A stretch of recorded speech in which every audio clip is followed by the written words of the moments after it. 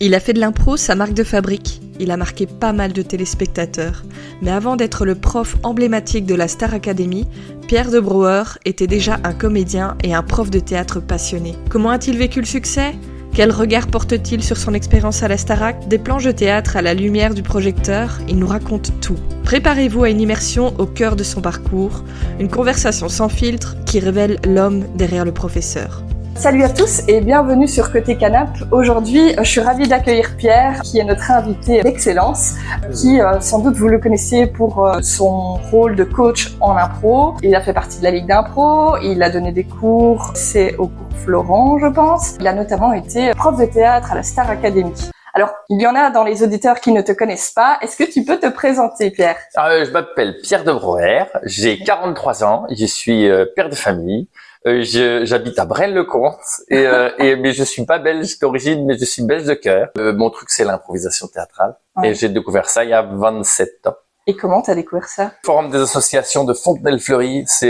Fontenelle-Fleury, c'est le bled d'où je viens, à côté de Versailles. Il y a le papa d'Alban Ivanov, qui est un peu une star qui fait des zéniths, qui a fait dans je sais pas combien de films. C'est un humoriste pas connu.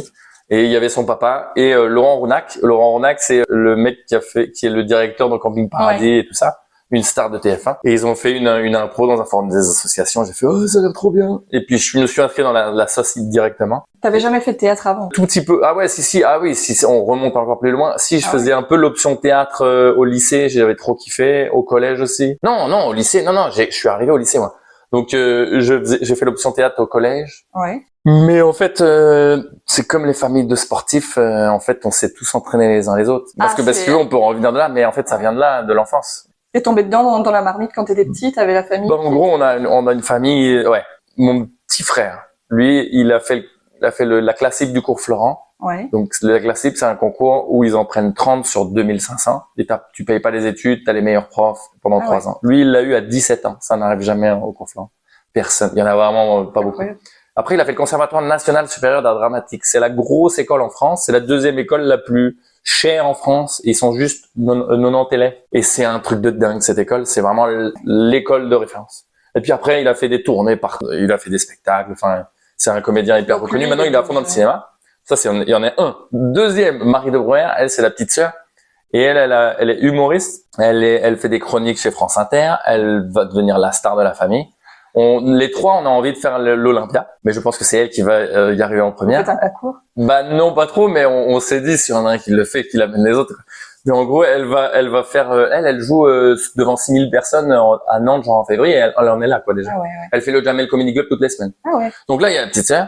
Après, personne ne sait ça, mais en gros, j'ai des demi-frères et des demi-sœurs. Je les vois pas beaucoup. Mais le grand, il a fait le Conservatoire national d'art dramatique aussi, la grosse école de théâtre de Fouveau. Il est chanteur d'opéra. Il a travaillé pour Olivier Py. Jean-Olivier Py, c'est un metteur en scène hyper connu. Il a été directeur du Festival d'Avignon, chanteur d'opéra de dingue. Et la grande sœur, assistante réalisatrice, elle était réalisatrice dans le cinéma. Ouais, t'es vraiment baigné dans cet univers depuis toujours. Ouais. La maman, en fait, les parents, ils sont artistes aussi. Mais tu me dis, si je parle trop, tu couperas, de toute façon. Oui, mais en gros, la maman, là, en ce moment, elle est artiste peintre, elle fait de la sculpture, elle fait des expos, des trucs de dingue, elle fait des carnets de voyage, mais elle est vraiment devenue artiste, elle fait des expos, elle vend ses œuvres et tout ça. En fait, limite, si t'aurais travaillé dans un boulot plutôt standard, ça aurait été surprenant. Bah ouais, c'est ça. Ouais. Et mon papa, lui, pour terminer, il est auteur, il a écrit des bouquins. Et il était éditeur dans l'écologie, quoi. Ah ouais, donc Bon, voilà. Et en gros, il nous amenait à voir des spectacles des petits, on allait voir plein de spectacles, j'avoue. On est allé voir beaucoup des trucs au cinéma. Mes parents, ils nous ont emmenés même jeunes, ils nous ont emmenés partout. Donc du coup, c'est pas mal, parce que nous, maintenant, les parents d'aujourd'hui, on est un peu différents, et tu vois, si ça donne des bons résultats, mais eux, ils nous emmenaient partout. Donc c'est vrai qu'on a vu des trucs qui étaient pas forcément de notre âge, on s'ennuyait parfois, mais... Ouais, mais ça ouvre beaucoup de choses, ouais, c'est ça, ça ouvert l'esprit. Quand tu as commencé et que tu as percé dans cet univers, qu'est-ce que tu as eu envie de développer, toi, au début? Au début de quoi? Au début de ta carrière? Au début, j'avais pas de carrière, au début. Au début de ma carrière, quand j'ai commencé l'impro? Ouais. J'ai tu voulais en vivre? Non, jamais. Non. C'était pas du tout prévu. C'était l'idée de t'amuser et rien n'a été réfléchi dans ma carrière. En gros, je découvre ce truc-là au début très dur. Au début, je mets 6 mois avant de réussir à me lever. Je le dis tout le temps, quoi. 6 mois avant de me lever de ma chaise, on était obligé de dire allez Pierre, allez va sur scène, allez. Je restais un quart d'heure devant la porte, j'avais peur d'aller en cours. J'étais là à la boule au ventre, mais pourquoi j'y vais? Mais non, mais pourquoi je m'inflige ça? Mais moi j'ai encore ça, hein, quand je joue un solo en impro, je pense que je suis pas le seul à dire ça. La journée d'avant, pendant toute la journée, je fais mais pourquoi je m'inflige ça? Mais pourquoi? Mais non, j'ai pas envie d'y aller. Est-ce que t'es quelqu'un d'introverti au fond de toi? Je l'étais de dingue avant. Ouais. Je le suis encore. Mais avant, encore plus. Je pouvais pas te regarder dans les yeux à 17 ans. L'impro t'a permis de un peu changer ça, Ouais, ça aide. Mais ça fait pas des miracles non plus. Non. Mais ça aide, ça aide. Mais comme le sport, ça aide. Je sais pas. En fait, il faut que le jeune il trouve le truc. Patrick Mogarougou, celui qui est le coach de Serena Williams et tout ça, il en parle. Et lui, ça a été le tennis. Mais en fait, peu importe ton activité, c'est une activité qui te passionne, tu vas réussir à être moins timide, je pense. Donc l'impro à la base, c'est juste une passion pour toi et t'as eu envie de développer ça. Après j'ai commencé et j'ai rien réfléchi.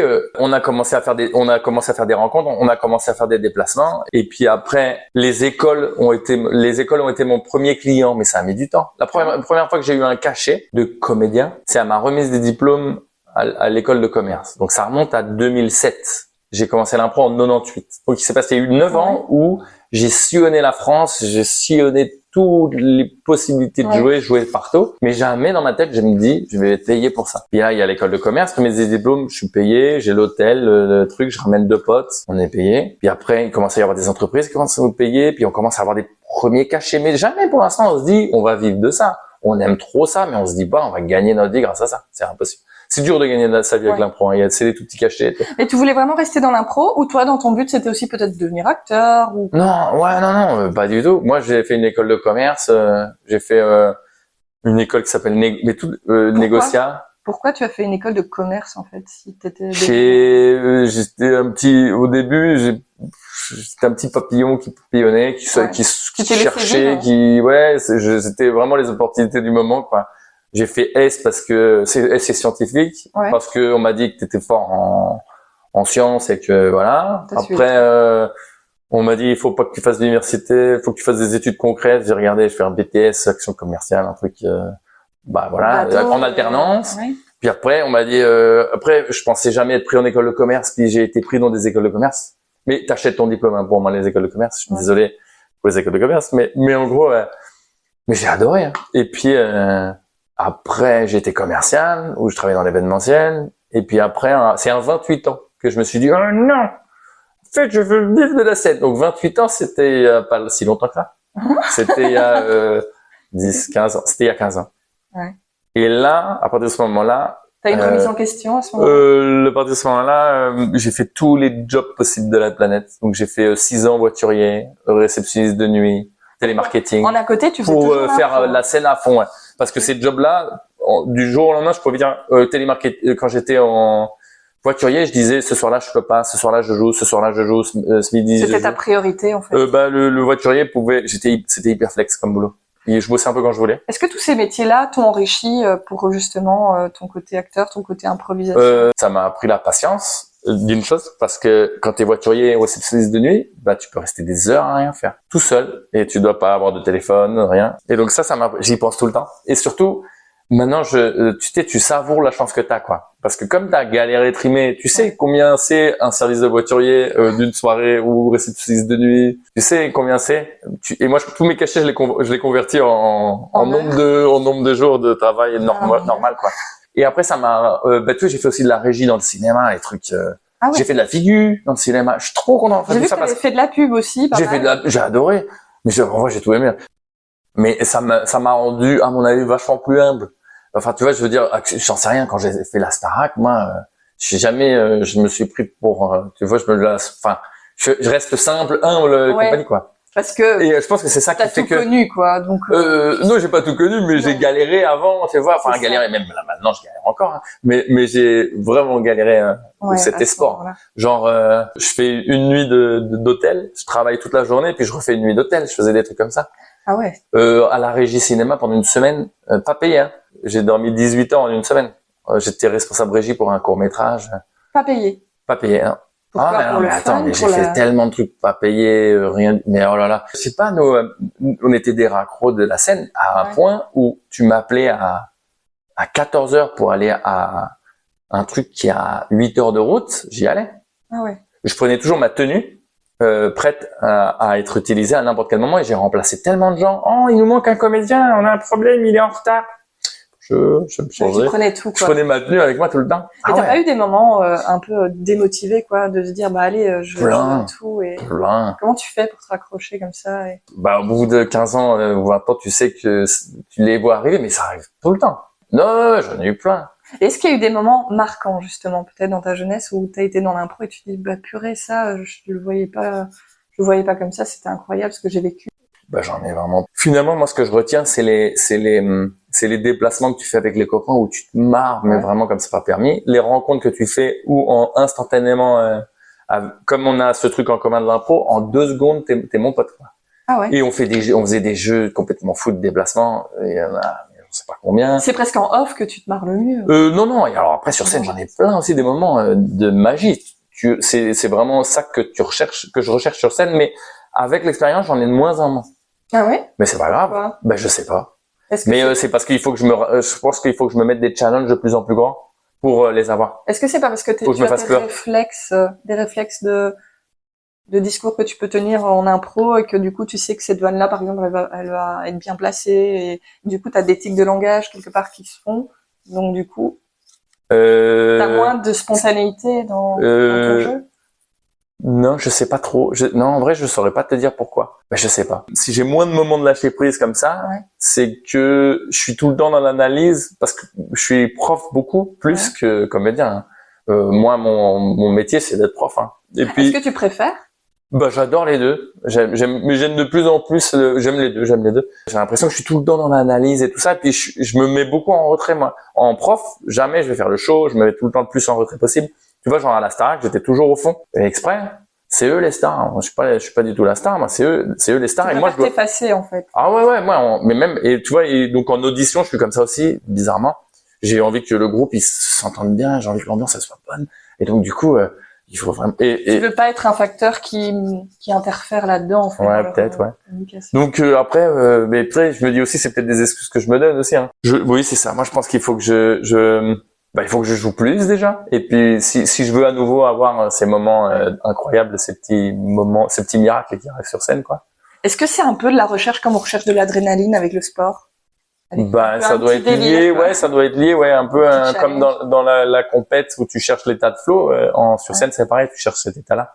Où les mots, ils deviennent trop vite. Enfin, c'est hyper dur à décrire. Je l'ai vraiment vécu, ça, j'en suis sûr. T'as zéro problème pour sortir des choses, les mots, ils viennent comme ça. T'as une notion du temps qui est trop bizarre. Elle est à la fois ralentie, t'as l'impression que les autres vont plus lentement, mais le temps, il passe vite. C'est très bizarre. J'arrive pas à l'expliquer, mais... Ouais. Où tout passe. Tu vas sur scène et il y a tout qui marche. Sur un spectacle entier, tu fais une petite apparition, ça cartonne et ça tout le match.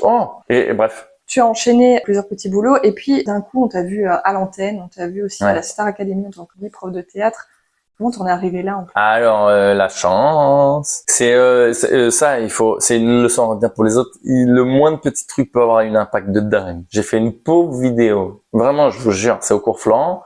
Ils me disent c'est pour être rigolo que tu fasses une petite vidéo qui présente ton option d'impro. Enfin en gros moi j'étais le prof d'impro du cours Florent où c'était une option qui quand même si tu avais envie de m'avoir beaucoup tu pouvais. Hein. Il y a un élève j'ai réussi à l'avoir 600 heures en tout tellement il est venu à tous les cours. Pauvre vidéo et en plus elle s'est amusée à mettre toutes mes erreurs au début où je bafouillais et cette vidéo on l'a faite en 3 minutes, expédiée en 5 minutes quoi. Moi j'avais préparé un peu sur mon petit carnet mais cette vidéo elle est vue par un producteur d'Andemol qui gère le casting. Cette vidéo était destinée pour le casting ou non? Non, c'était pour présenter l'option d'impro. On a mis ça sur YouTube, sur les réseaux, mais c'était pour le cours Florent, Et là, à partir de ce moment-là, un producteur voit cette vidéo, il m'appelle et j'y crois pas au début. Ils sont pas très clairs au début. Ils disent une émission, mais tu dis qu'est-ce qu'ils me veulent? Oh là là. 3 semaines après, je fais un entretien filmé avec 2 filles et l'entretien filmé, je te parle comme je te parle à toi. Et je pense que c'est ça qui leur a plu. Je disais du truc, qu'est-ce que vous pouvez apporter aux musiciens? Je sais pas trop, moi, mais je ferais ça. Et en fait, ils cherchaient un prof d'impro, hein, déjà, ça, je l'ai su après. Et vraiment, ils te disent même pas pourquoi ils t'auditionnent? Si, ils savaient que c'était pour le prof de théâtre de la Starac. Mais moi, dans ma tête, jamais. J'y vais par curiosité, mais jamais je serais pris. Mais jusqu'au bout. Hein. Je crois pas du tout. Après, ils m'appellent au bout d'un mois et demi, ils me disent on t'a adoré, t'as une chance sur deux, mais c'est sûr. Il y a des chances que ça soit toi, mais pour une histoire de parité, c'est pas sûr. Après, je donne un cours, ils me filment, mais c'était quasiment gagné apparemment. Et après, j'ai donné un cours au cours Florent, et les petits jeunes du cours Florent, ils étaient super stressés. Et du coup, j'ai annulé mon coaching. J'ai fait, on va pas faire mon coaching que j'avais prévu. On va prendre un exercice de chacun que vous aimez bien et on va faire ça. Et puis, ils m'ont filmé 1 heure et puis j'étais pris. Mais moi, je suis parti un peu ignare, hein, dans cette aventure. Moi, je savais pas où mais tu peux pas refuser. C'est impossible à refuser. C'est une belle opportunité. C'est quelque chose tellement différent. Mais oui, mais ça fait flipper un peu quand même aussi. Hein. Et j'y suis allé à un tel point, c'est que moi la Starac, j'avais pas de télé moi. Ah oui, j'ai eu une enfance sans télé moi, parce que c'était mes parents. Mais c'est bien, hein, ça mène du bon. Théâtre peut-être. Mais t'avais du temps pour faire d'autres choses quoi du coup. Mais l'émission, je l'avais suivie vite fait. J'avais des souvenirs d'Oscar et tout ça, mais je sais pas où je débarquais, où je mettais les pieds. Je te jure que je savais pas. J'avais oublié les évals. Donc c'est quand même une journée les évals. J'ai découvert le jour même. Ah oui, c'est vrai, il y a les évals. Ah oui, là. Ah, on va faire. C'est très spontané, en fait. Tu te laisses un peu vivre, hein. Attends, non, mais après, moi, ce qui m'a le plus halluciné, mais c'est bien que je sache pas, moi, je savais pas que j'allais être dans les 5. Je pensais que j'allais être dans le public, comme Coach Joe, tu vois. Je pensais que j'allais intervenir. Et la veille du premier prime, répétition, et là, on me dit, ouais, c'est toi, tu vas te mettre là. Quoi? Je vais être dans le jury? Mais quoi? Je savais pas que j'allais être dans un jury et que j'allais... Comment t'as vécu justement cette visibilité? Parce que c'est d'un coup, toutes les caméras sont levées un peu sur toi. C'est spécial. Hein. J'ai adoré le vivre, mais j'adore retourner un peu dans l'anonymat. C'est de temps en temps on me reconnaît, mais c'est les gros fans. Vraiment, il faut avoir suivi l'émission à fond et être à fond pour qu'on me reconnaisse. Ça t'arrive encore Oui, ça m'arrive 1 fois par jour. Je peux voir un truc comme ça, mais c'est pas grand-chose par rapport à pendant l'émission. Laisse tomber. Parce que pendant l'émission, vous vous rendez pas compte que c'était la folie. J'ai un peu l'impression que quand tu as une visibilité, une notoriété à ce point-là, les gens ne te voient plus comme un humain quelque part, ils te voient comme hyper important. Mais ils se font des idées sur toi, ils hallucinent à chaque fois qu'ils se disent mais qu'est-ce qu'il fait là? Il est pas dans un ils s'imaginent qu'on vit dans des hôtels, ils s'imaginent tout un truc, mais parce que les élèves sont devenus des stars. Je sais pas si tous, ça je sais pas trop, je discute un peu quand je peux, mais t'as eu des belles saisons en fait aussi, hein. Ouais, il y a eu une très très belle saison, ouais. Mais ils s'imaginent des trucs, à chaque fois que t'es dans un endroit, ils se disent mais pourquoi il est là, quoi. Donc ça peut être n'importe quel endroit. Ah ouais. Ouais. Parce que toi, t'as ta vie qui reprend en dehors de ces. Moi, j'ai direct repris ma vie normale dès le début, même pendant. T'étais à plein temps à ce moment-là sur ça, ou alors t'avais encore à côté. Première saison, je donnais encore des cours, donc c'était très cool parce que du coup, il y avait une énergie de taré parce qu'ils me voient à la télé puis ils m'ont après ça c'était cool et la deuxième saison je me suis dit je vais rester focus là-dessus. En fait j'aurais pu faire plein de trucs mais je me suis bloqué les 3 mois concentré. Mais en vrai j'aurais pu faire autre chose en vrai. Et est-ce que tu as des anecdotes à nous partager par rapport à la Star Academy? Il y a eu une opportunité de dingue qui m'est tombée dessus. C'est le manager de Malika, qui est la prof de danse de la Star. J'ai sympathisé avec lui et il m'a pris sous son aile. Et c'est devenu mon manager. Et on s'est dit tout ce qui est genre team building, les contrats plus de 500 €, tu vois, c'est lui qui gère. Et donc c'est génial. Moi, je sais pas me vendre. Au niveau administratif, je suis quand même bancal. Et donc, du coup, lui, il gère tout. C'est lui qui t'apporte, qui te trouve des solutions pour ta promo et qui te trouve peut-être...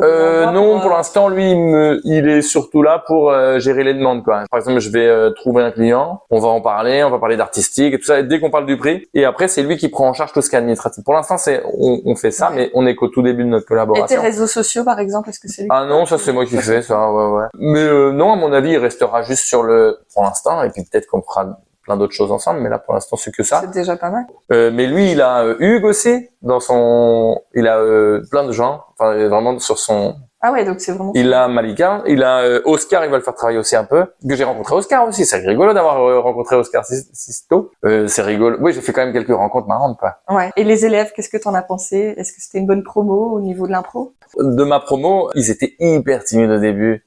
Il y en avait qui étaient à fond, genre Louis qui est parti. Alors je sais pas si tu te souviens pas, mais c'est le premier, c'est celui qui est parti en premier. Et lui, il était vraiment, tu sais, c'était un leader dans le groupe. Et en théâtre, je me suis dit, il va aller très très loin lui. Il part pour 1 semaine. Mais après, non, en vrai, ils étaient tous hyper bien. Mais au début, très timides. Je sais que moi, j'essayais d'enlever le maximum de moments où ils sont gênés, où ils ont peur. Donc j'écourtais les scènes, je les faisais jouer, tourner très vite, tu vois, pour que.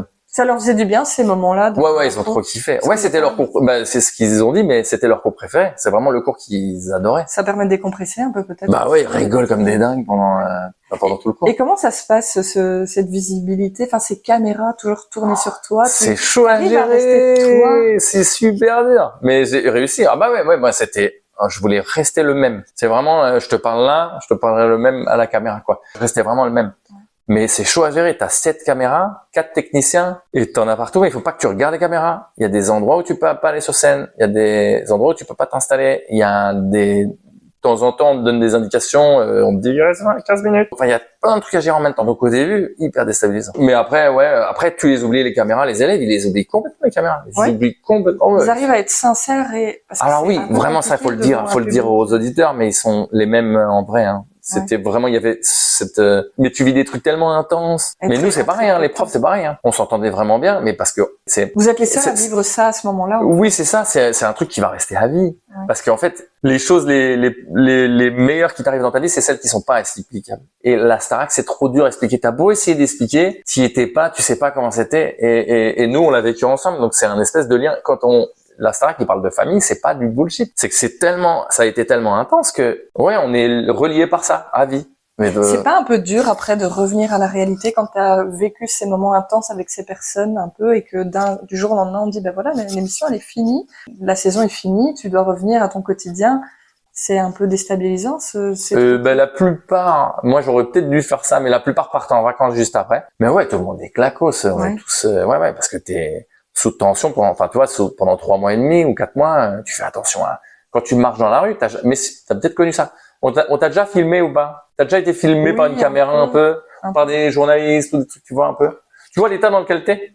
Bah nous, c'est l'état qu'on est tout le temps. Parce que t'es tout le temps observé par des gens, tu sais, c'est hyper... Moi, quand j'allais Braine-le-Comte, c'est à 20 minutes de train de Bruxelles-Midi. Bruxelles-Midi, après, pour prendre un train, c'est un trajet normalement qui prend une demi-heure. Moi, je me suis dit, je partais toujours 1 heure avant. Parce que sur le chemin, j'étais alpaguet, les gens ils me prenaient en photo, ils me voyaient, le contrôleur me prenait en photo, on allait me parler, petite émeute, tana, tcha. Et après, t'as les regards, les rires, les trucs, les machins. Et c'est non-stop, t'es un peu comme ça tout le temps. Les réseaux, ça s'arrête jamais. Tu vas faire le moindre écard, t'as des gens qui te critiquent, faut pas lire, hein. Mais j'allais te demander justement. Twitter, j'ai coupé Twitter, faut pas regarder Twitter, j'ai coupé. Insta, de temps en temps, j'en ai bloqué 250. C'est pas mal. Ça, on t'apprend pas quand t'es propulsé comme ça dans une émission. Ah bah non, moi j'avais pas Insta. Moi j'avais pas Insta et j'avoue que j'ai pas du tout fait, j'ai vraiment fait le minimum, c'est pas La prod ne te met pas en garde contre les dangers justement de cette visibilité. On est hyper bien encadré, ouais. T'as des nanas de la, par exemple, le moins de petites interviews, t'as des nanas de la com qui sont là, et t'es hyper aiguillé, Non, on est bien entouré. Parce que les réseaux, finalement, maintenant que t'as une visibilité, c'est toujours le côté où t'es traqué de tout ce que tu peux dire. Ah ouais, le moins de trucs que tu te dis que tu fais, ça finit sur les réseaux, mais c'est faux, hein.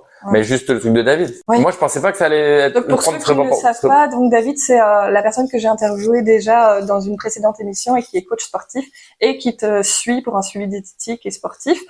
Donc, ça prend des proportions. Tu vas faire une vidéo story, ça va terminer sur Twitter, ça va terminer sur les réseaux, ça va terminer sur... Donc, faut vraiment faire gaffe, jamais prendre parti, jamais répondre à des commentaires parce que sinon, ils sont utilisés dans les groupes et tout ça, jamais répondre.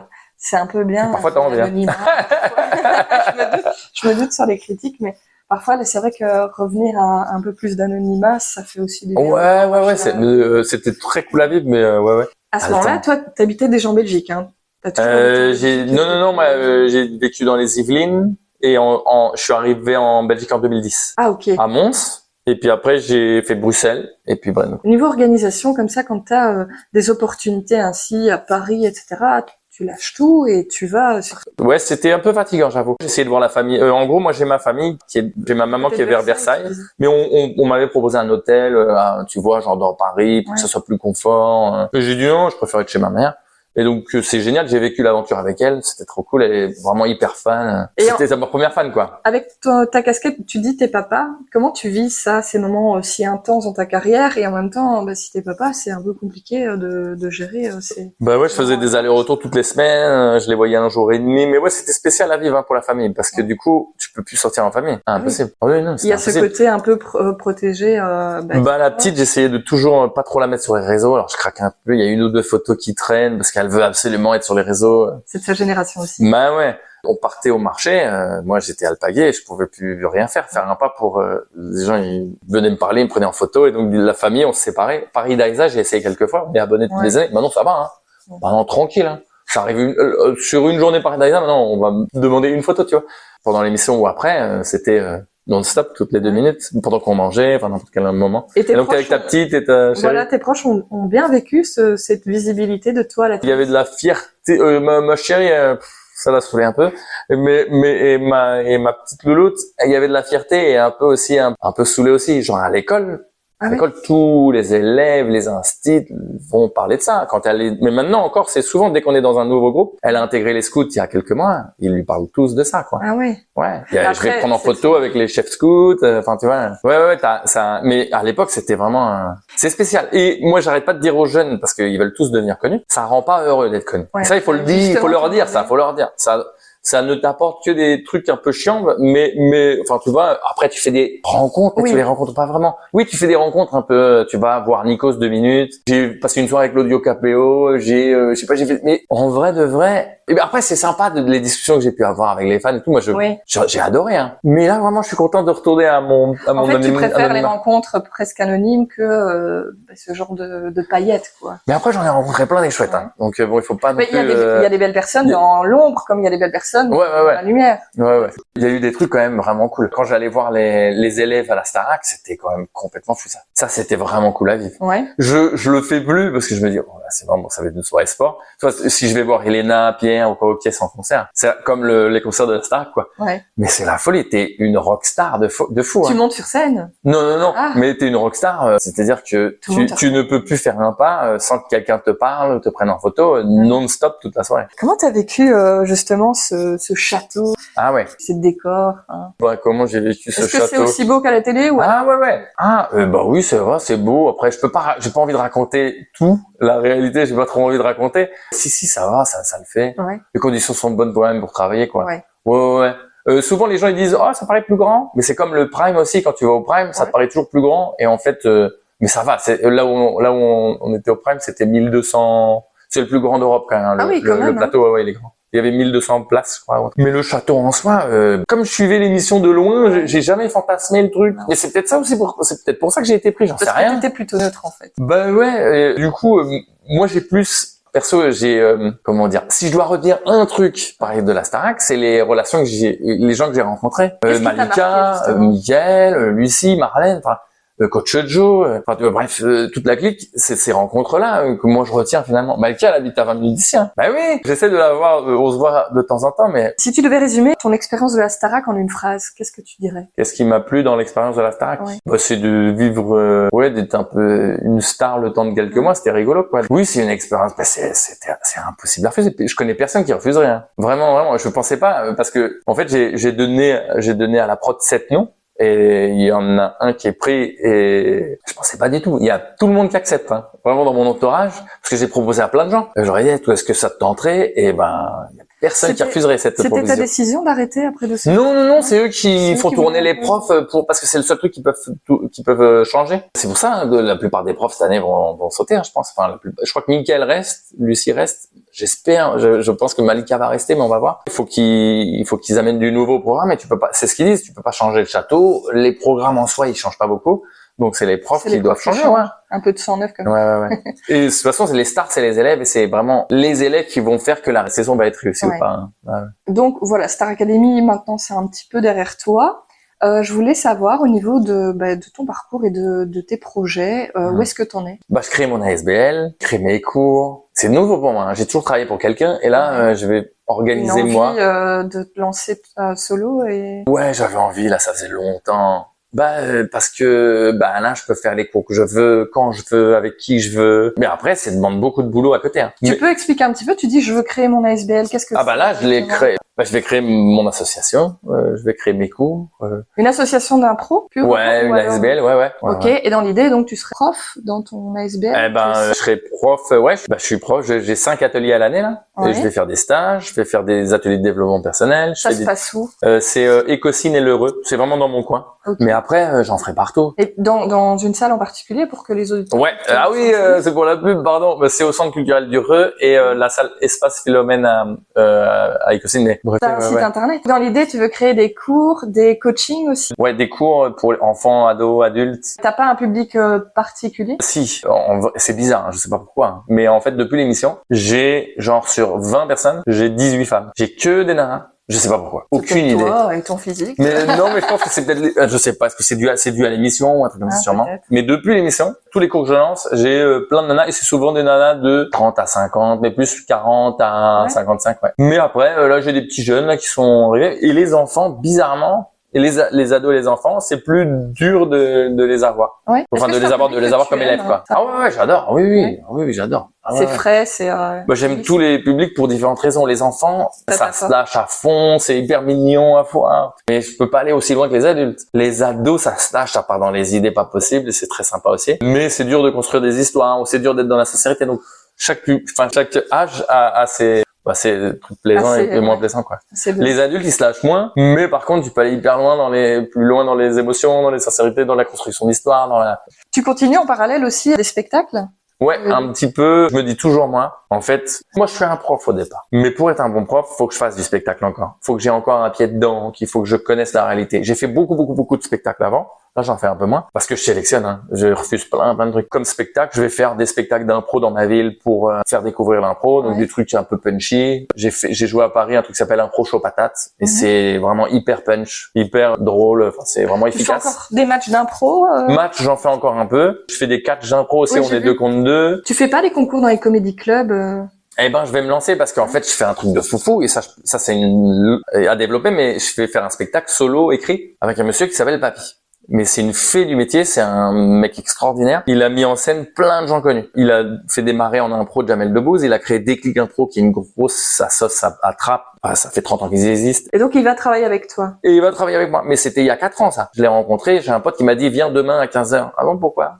Surprise. Et puis il m'a dit ouais, je te mets en scène. Et puis moi j'ai eu peur, j'ai pas osé. Il me relançait tout le temps. Et j'ai mis 4 ans avant de dire allez on y va. Parce que je me dis je vais avoir des regrets sinon. Donc on a commencé là, on se voit tous les mois. Vous êtes en train de construire ça. On écrit, ouais. Okay. Le point de départ, moi, c'est j'ai un film qui m'a prouvé le plus d'émotions dans ma vie. J'achète ce DVD en brocante pour l'offrir aux gens. Ça s'appelle It's a Wonderful Life de Frank Capra. Personne connaît. Et il m'a dit ça peut être drôle, on va partir là-dessus. Et donc je me suis dit je referais bien un remake de ce film-là à ma sauce avec des anecdotes à moi, mais c'est le point de départ. Je sais pas du tout si on va garder ça. Hein. Et vous en êtes déjà loin dans le projet? Je me dis non, on est au tout début, mais je me dis, il faut que je me foute la pression. Donc, j'ai 3 dates. Les premières, elles sont annoncées. C'est 5, 6, 7 juin 2026. Au petit chapeau rond rouge. C'est parti. T'as déjà tes dates et tu dois seulement encore tout construire, en fait. Ouais, mais c'est pour m'obliger à construire. Si je fais du sport avec David et que j'ai perdu 24 kilos et que je veux me muscler, c'est pour ça. C'est pour le spectacle? Ben oui. C'est parce que il faut se préparer 1 an avant parce que moi, je veux pouvoir faire Avignon tous les jours. Et sautiller partout pendant 1h30 sur scène, c'est comme un sportif de niveau. Ouais. Mais il y en a plein qui vont te dire ça. Hein. J'ai plein d'exemples en tête. Ferrari, sa mère, Baptiste Le Caplin, ils font du sport tous les jours. Mais plein qui gagnent. Enfin, qu'aujourd'hui, c'est mis au sport. Enfin, mais c'est un sport théâtral, l'impro. Hein. Oui, ça te dépense beaucoup d'énergie. Ouais. Mais j'aimerais trop être capable de sautiller partout. Mais ça se trouve. Mais je pense pas. Non, sur scène, je vais bouger beaucoup, à mon avis. Je serais du genre à bouger beaucoup.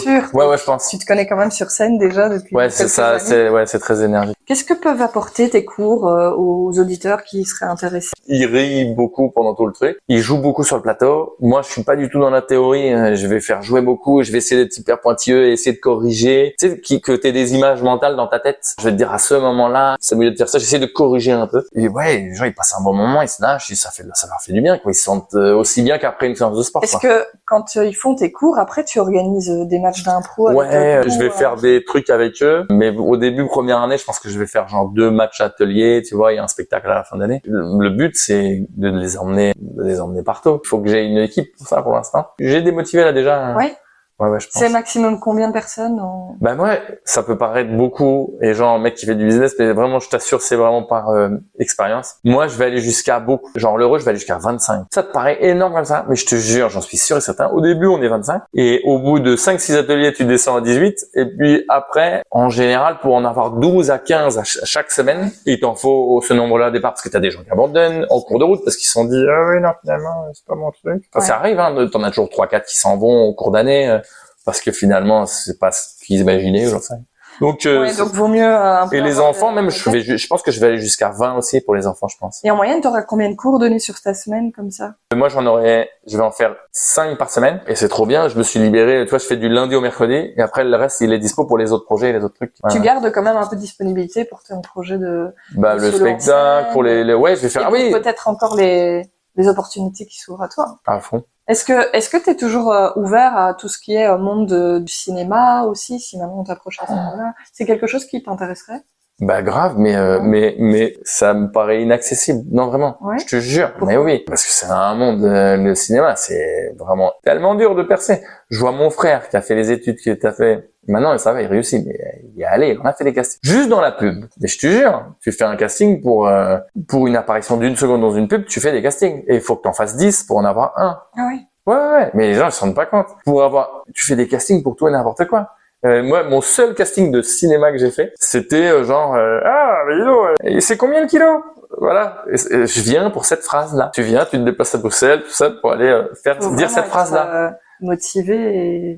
c'est super dur de réussir, ouais. Mais je pense que, à mon avis, c'est comme tout. Si j'arrive à faire un spectacle où je suis fier, je suis content et que ça marche, ça sera un moyen de réussir. C'est la plupart des humoristes et tout ça, c'est comme ça ou des gens de la scène, ils y arrivent parce qu'ils ont fait leur spectacle et puis ils ont été connus grâce à ça. Donc si un jour je fais du cinéma, à mon avis, c'est par cette porte-là. Mais en fait, c'est pas une fin marche, en mais soi, si ça marche pas, c'est pas grave. Voilà, c'est ça. C'est pas une fin en soi. Toi, ton but, c'est de kiffer et de rencontrer des gens, de développer ton petit projet de cours et puis ton projet de théâtre solo aussi. Enfin, c'est déjà on va voir jusqu'où ça va aller cette histoire. J'ai aucune idée. En vrai, si je fais juste ces 3 dates et que je suis content, fier de moi et que ça plaît, je serais déjà content. Mais j'aimerais bien essayer d'aller plus loin. Objectif Avignon, quoi, déjà. On en parle déjà là. Mais on verra bien. Oh là là. Déjà, j'en suis loin. Oh là là. Si tu avais quelque chose à dire à nos auditeurs pour les convaincre de te rejoindre à tes cours, qu'est-ce que tu dirais? Qu'est-ce que ça peut leur apporter? Comment tu veux vendre le truc? T'es moins timide, t'es plus à l'aise à parler en public, Quand on vient à tes cours, à quoi on peut s'attendre à avoir? J'ai beaucoup d'expérience. Ça fait 27 ans que j'en fais, donc j'ai vu des milliers de personnes jouer. J'ai donné cours à un rythme assez effréné. Genre quand j'étais au cours Florent, j'étais à 450 heures par an, un truc comme ça. Je donnais vraiment beaucoup d'heures. Je faisais tous les stages. Et j'ai eu des publics avec une pression de dingue. Quand j'ai donné des cours au cours Florent à Paris, j'avais des gens qui payaient 690 € la semaine et qui payaient un logement et qui venaient de Suisse, de je sais pas d'où. Ça te fout une pression de ouf, faut assurer. À la fin du stage, ils étaient en larmes. Ils ont vécu des trucs de dingue. Je pense que c'est dans ma nature d'être prof. Je suis un hypersensible de ouf où je vais ressentir comment toi tu vas te sentir, je vais tout analyser, mais c'est de l'instinct tout ça. Dans quelle place je mets les chaises, je prépare la salle hyper à l'avance d'une certaine manière. Et par rapport à la place dans laquelle tu vas te mettre, je sais déjà quel profil t'es. Ça va à ce point-là. Tu es dans l'analyse beaucoup aussi. Ça, c'est une force que tu... c'est à force de faire, t'as développé un instinct qui fait que, mais c'est juste ça, je te mets les chaises comme ça. Si je les mets comme ça, c'est parce que faire en sorte de mettre les conditions pour te donner envie d'aller sur scène. Je vais jamais t'obliger. Je vais jamais t'obliger à aller sur scène. Je vais au départ faire que des exercices en groupe. Jamais tu seras tout seul sur scène. C'est trop flippant. Okay. Je fais des groupes de 8 et je dis il m'en faut au moins 4. Les copains entre eux, ils vont jouer ensemble. Tu mets à l'aise.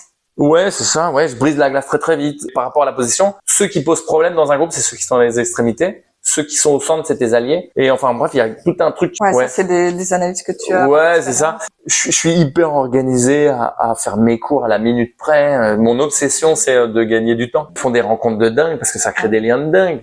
Ça va devenir les meilleurs potes au monde. Ces gens qui vont être dans le même groupe.